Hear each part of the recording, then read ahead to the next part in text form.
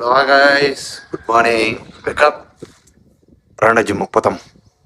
డైరెక్ట్గా జిమ్కి వచ్చి వామప్ అంతా చేసి మా ఫ్రెండ్ ఒకరు వద్దు ఏం డే అని అడిగిన దానికి గర్ల్ ఫ్రెండ్ డే అంట.